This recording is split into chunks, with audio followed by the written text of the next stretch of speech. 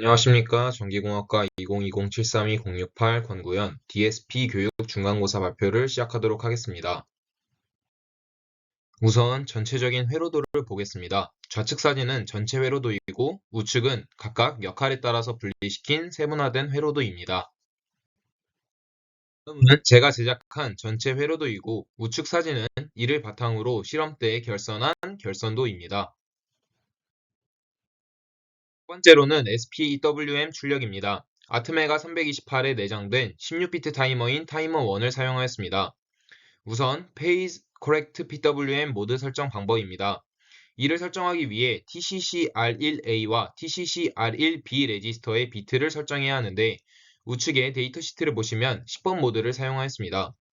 이는 WGM 13, 12, 11, 10번의 레지스터에 각각 10, 10의 비트를 할당하였고 이때 탑값은 ICR1 레지스터에 저장되는 값으로 설정됩니다.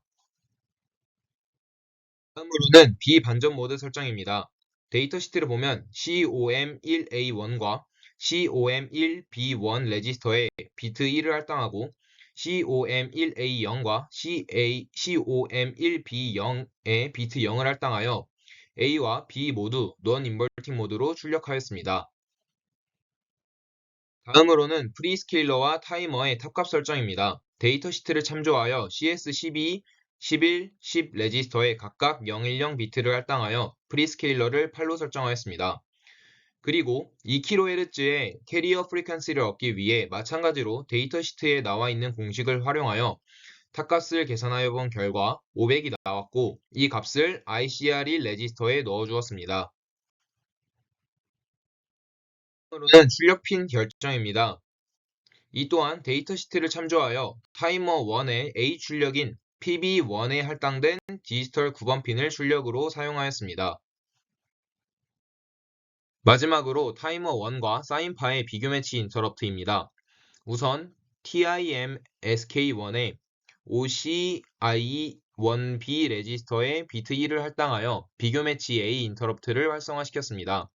그리고 사인파는 시간에 따라 값이 변하기 때문에 타이머 1에 인터럽트를 사용하여 시간 t를 업데이트하였습니다. t는 가변 저항을 통해 읽어들인 주파수의 역수로 정의하였고 이로 인하여 사인파를 선형적으로 만들었습니다. 다음으로는 두 번째 문항인 가변 저항을 이용한 ACD 입력입니다. 가변 저항은 총 3개의 핀이 있는데 각각의 핀은 아두이노의 GND, A0 그리고 5V로 인가해 주었습니다. 그리고 이 사진은 실제로 결선한 회로의 사진입니다. 읽어드린 아날로그의 값은 사인파의 주파수로 사용하였습니다. 다음으로는 사인파 출력 코딩입니다. 가변 저항의 아날로그 값은 아날로그 리드 값 함수를 이용하여 읽었습니다. 그리고 읽어드린 아날로그 값은 맵 함수를 사용하여 0부터 80으로 튜닝해 주었습니다. 사인파는 2파이ft를 가지고서 만들었습니다. 하지만 사인파는 시간에 따라 변하기 때문에 시간을 정의해 주어야 합니다. 따라서 t는 튜닝한 주파수의 역수로 설정하였습니다. 그리고 사인파의 범위가 -1부터 1까지입니다. 하지만 SPWM 파형을 만들기 위해서는 타이머 1의 탑값과 바텀값을 각각 최대, 최소로 가져야 합니다. 여기서 타이머 1의 탑값은 ICR1 레지스터에 저장한 500이고 바텀값은 0입니다. 따라서 250을 곱해 주었습니다. 또한 초기값을 중간값으로 설정하기 위해 250을 더해주는 오프셋을 시켜주었습니다. 따라서 사인파의 범위는 0부터 500까지 가지게 됩니다. 그리고 나서 사인파의 값은 OCR1A 레지스터에 넣어주어 값을 갱신시켰습니다. 따라서 비교 매치 인터럽트가 발생할 때마다 OCR1A 레지스터의 값이 갱신화되어 사인파는 선형성을 갖게 됩니다. 따라서 안정적인 SPWM 출력이 가능해집니다. 세 번째로는 모스펫과 RC 로우 패스 필터의 회로 결선입니다. 모스펫 회로의 결선도는 다음과 같습니다. 모스펫은 스위치 역할을 합니다. 모스펫의 데이터 시트를 보면 각각의 핀이 게이트, 드레인, 소스로 되어 있습니다. 따라서 이를 바탕으로 아두이노에서 만드는 SPWM 신호를 게이트로 넣어주고 드레인과 소스에는 각각 직류 전원 장치에서 5V와 그라운드를 연결해줍니다.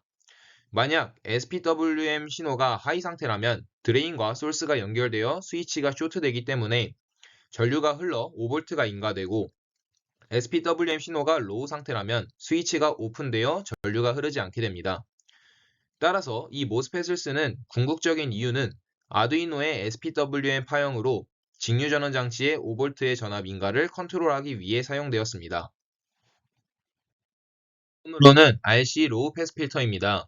이 회로는 우측에 보드 플랫에서 볼 수 있듯이 차단 주파수보다 높은 대역의 신호는 걸러내고 그보다 낮은 신호만 추출하는 회로입니다. 다음은 차단 주파수를 구하는 공식입니다.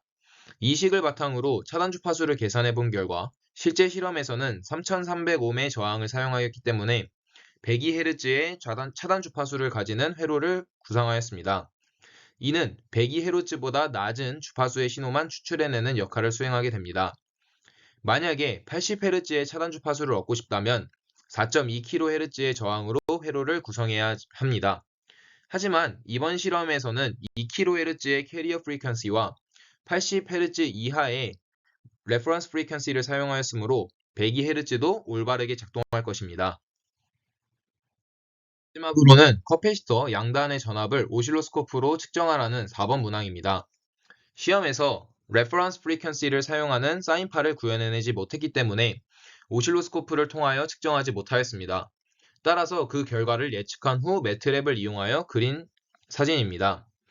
RC 로우 패스 필터를 사용하여 커패시터의 전압을 측정할 경우 차단 주파수 이하의 대역의 주파수만 측정할 수 있습니다. 따라서 앞서 계산한 결과 차단 주파수는 102Hz가 나왔습니다.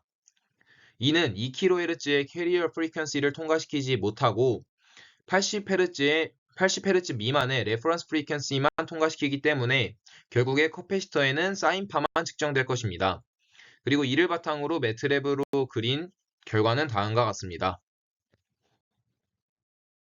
다음은 매트랩을 이용하여 SPWM 출력의 파형을 예측해 보았습니다. 우선 레퍼런스 프리퀀시의 주파수를 각각 80Hz, 40Hz, 10Hz로 두고 시뮬레이션을 돌려본 결과 사인파의 주파수가 줄어들수록 SPWM의 듀티가 50%로 일정해짐을 볼 수 있었습니다. 다음으로는 캐리어 프리퀀시에 따른 SPWM 출력 파역의 비교입니다. 이번에는 레퍼런스 프리퀀시를 80Hz로 고정시켜 두고 캐리어 프리퀀시를 각각 1500, 800, 200Hz로 두고 시뮬레이션을 돌려본 결과 당연하게도 캐리어 프리퀀시가 줄어들수록 X축을 보면은 타임 도메인에서 SPWM의 주기가 길어짐을 볼 수 있습니다. 그리고 마지막으로 SPWM 출력 파형의 양상을 분석하기 위해 캐리어 파형의 주기를 3배로 하고 시뮬레이션을 돌렸습니다. 그 결과 사인값에 따라서 SPWM 파형이 변함을 볼 수 있었습니다.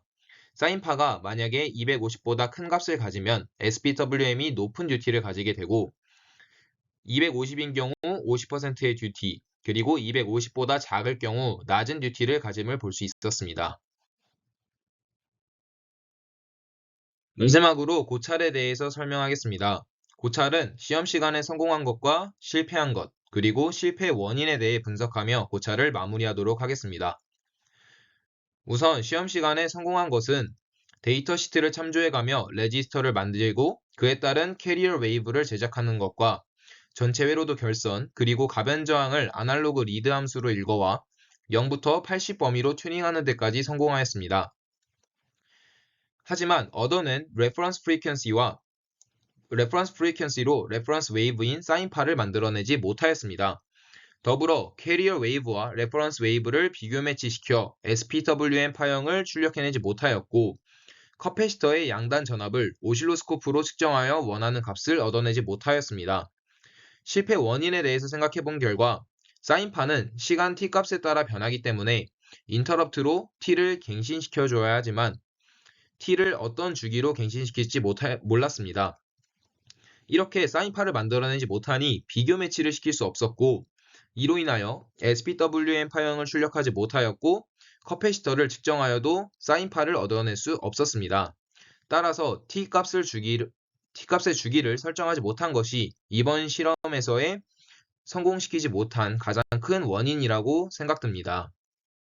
시간이라는 짧은 시간 안에 이 모든 것을 진행했어야 했어서 시간이 조금 촉박했던 것 같습니다. 따라서 이 이후에 천천히 시간을 가지고 사인 파형을 만들기 위해 노력했고 코딩을 완성하였습니다. 또한 매트랩을 사용하여 원래 뽑아야 했던 SPWM 예상 출력 파형도 만들어 보았고 레퍼런스와 캐리어 웨이브의 주파수를 조작하여 각각의 주파수에 따른 SPWM 파형 출력의 양상을 확인해 볼 수 있었습니다. 마지막으로 최종 코드와 결선한 회로는 다음과 같습니다. 이상으로 DSP 교육 중간고사 발표 영상을 마무리하도록 하겠습니다. 감사합니다.